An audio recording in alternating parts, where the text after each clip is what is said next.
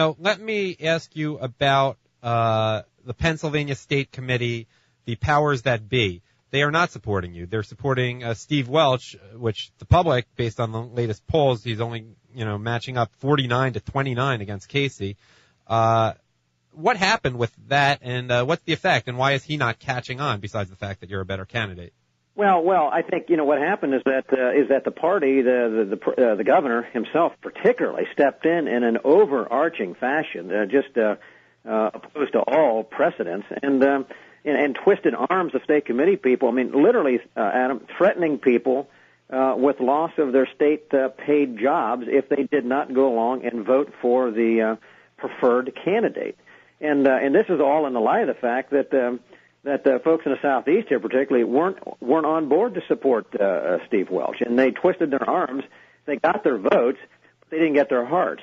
And what's happening across the state is that people, the grassroots, are just fed up and sick and tired of the party leadership, whether it be in Harrisburg or Washington. They're tired of people in elite positions trying to tell them what they ought to do and making up their mind for them, and they're reacting strongly. And I think that what the polls are showing, is what we're seeing on the ground, is that people are looking at Steve's face and saying, you are the face of the establishment, those who have left behind the people, right. And we're not going to support you. We don't support that. And I think that's what it's run into a buzzsaw. And I think the party hung an anchor around his neck. Right.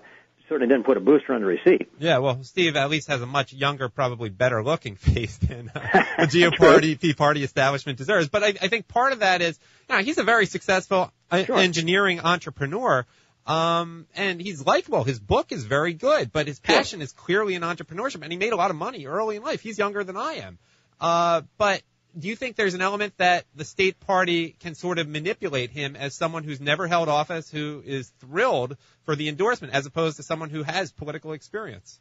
Well, I think they're going to try to do that, but they have really created and plowed a very deep ditch for him to climb out of as they've gone forward, because literally the knowledge of what has happened has fallen out across the state, very deep, very wide, and anybody, even if they don't know, but if you even mention to it, their automatic response is negative. Remember, there was a poll taken, an extensive poll statewide, the primary voting Republicans in the state, 84% of them said to the party, do not make an endorsement, let it open. 84%. So that is what you're finding wrapping up in these responses. People say, wait a minute, I don't like it. I don't care who it is, what qualified or not. Now, in the case of Steve, again, he's not been in office, and I'm telling you in a nice way. I have nothing against any of the candidates, not at all, and I speak nothing negative against them.